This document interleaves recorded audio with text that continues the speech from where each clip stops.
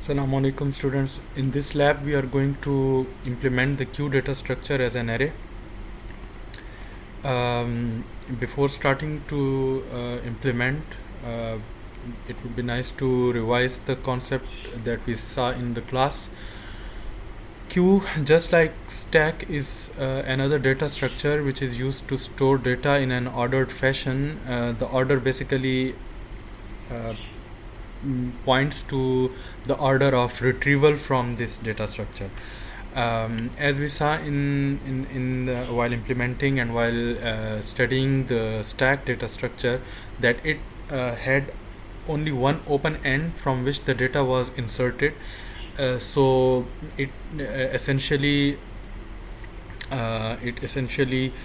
applied that the data which was inserted as a last data item would be the first one to be retrieved or accessed from the data structure, because there was only one open end, so the data was inserted from that same end.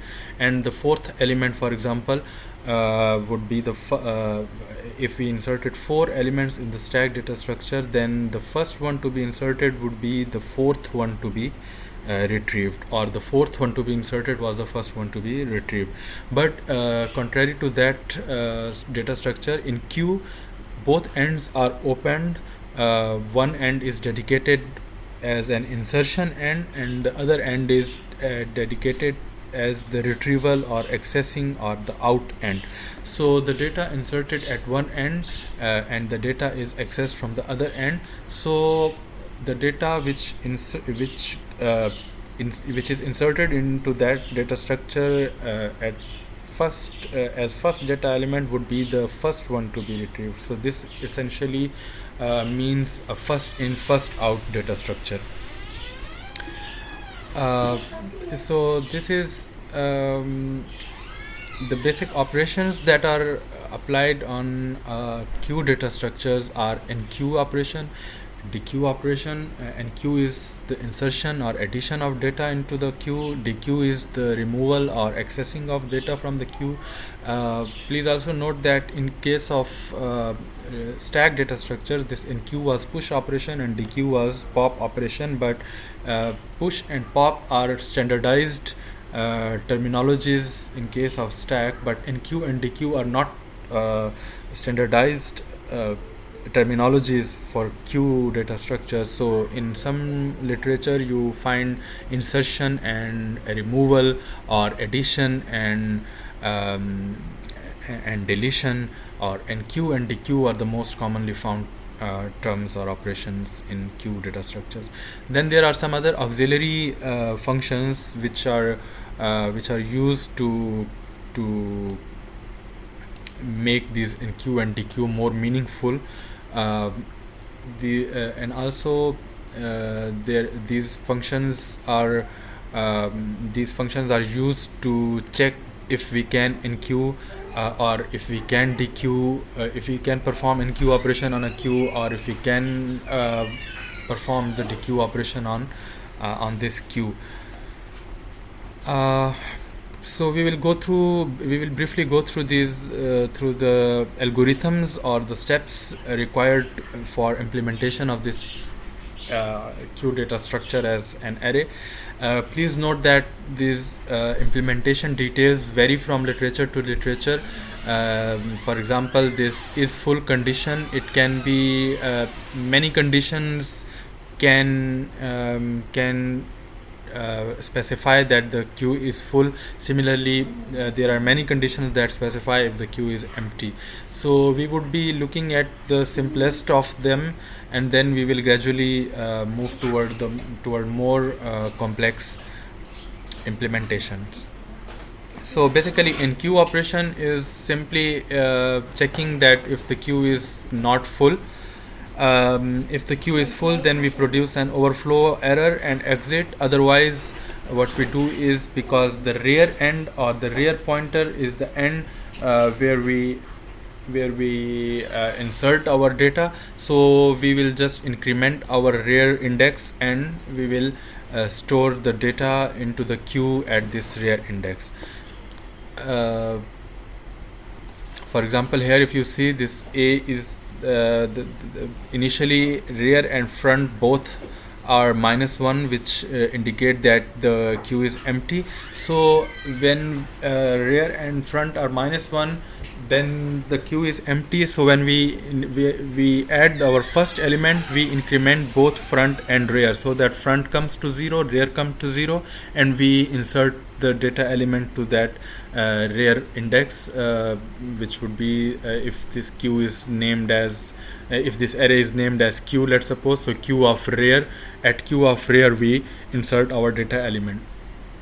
But for the successive NQ operations or insertion operations, for example, when this B is inserted, we don't increment the front will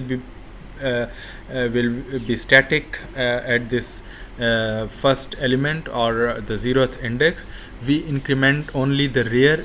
The rear index will come to this location, it will point to this location, and we insert our data here. Then another NQ operation will move the rear to the next location, next empty available location, and we insert the data here. For the dequeue operation, what we do necessarily is we check if the queue is empty, which can be checked by different conditions. For example, one condition is that this front is less than 0, it is -1, or this rear is less than 0, -1, so it indicates an empty queue.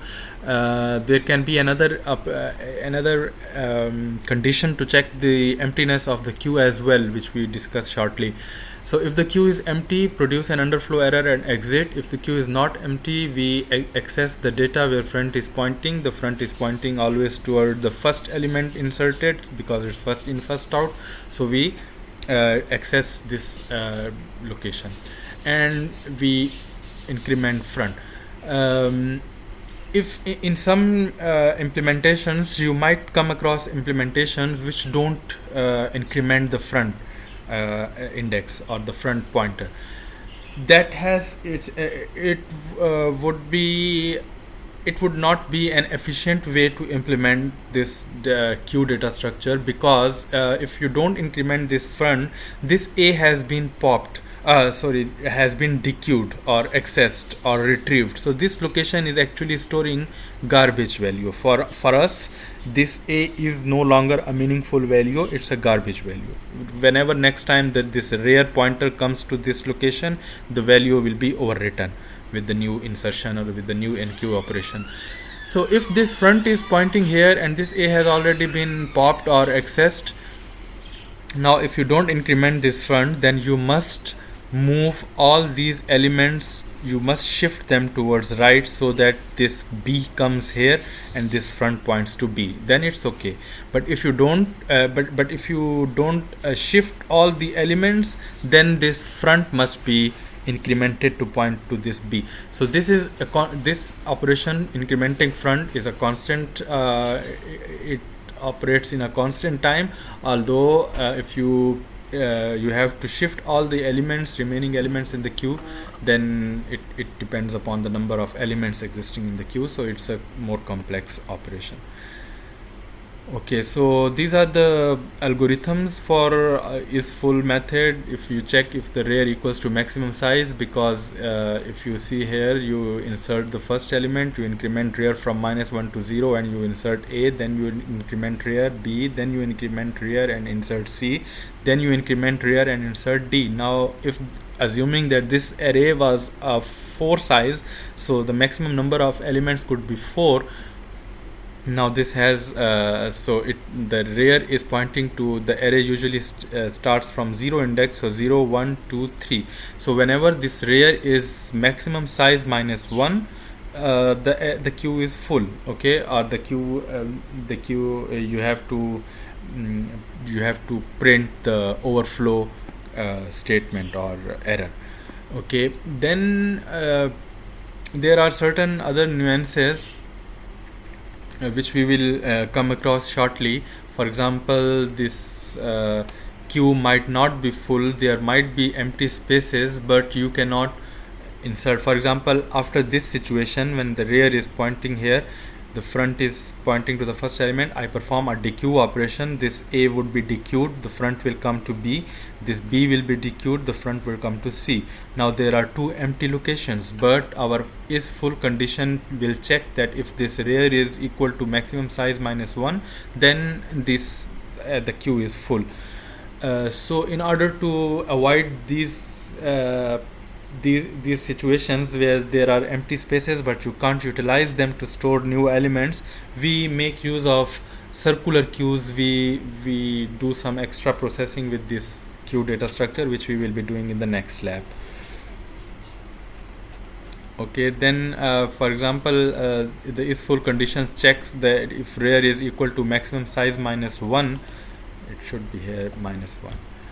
Okay, so return true, else return false. Is empty, it checks if front is less than minimum or front is greater than rear.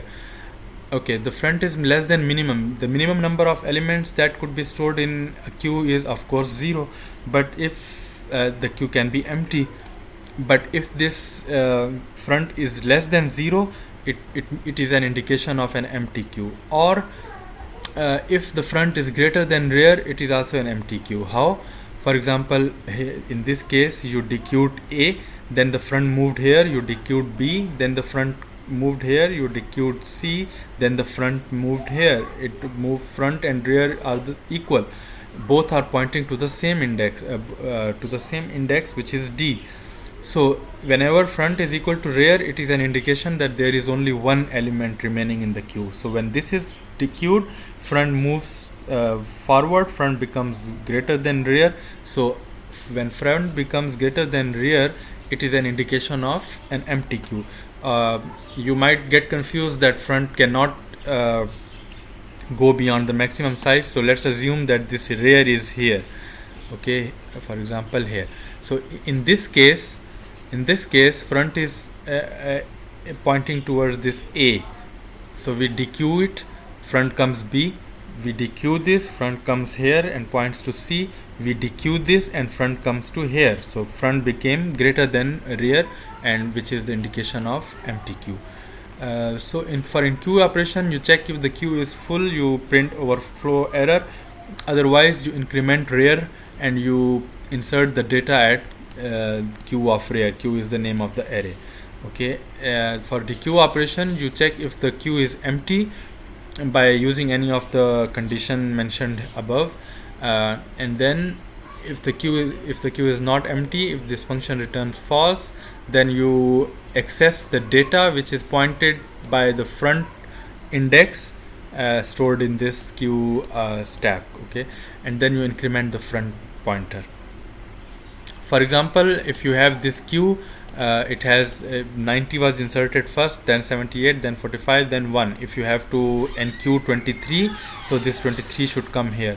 But when you have to perform the dequeue operation on these on this queue, so this 90 was inserted first, so this is first in first out structure, so this 90 will be dequeued or accessed first. So for this lab task, we will be implementing the above algorithm in any language to program a linear queue data structure using static array. I would be demonstrating the implementation of a few of these functions, and you will complete the entire program, entire data structure, and upload to the relevant forums. You can use any language of your choice. So we will be implementing this shortly.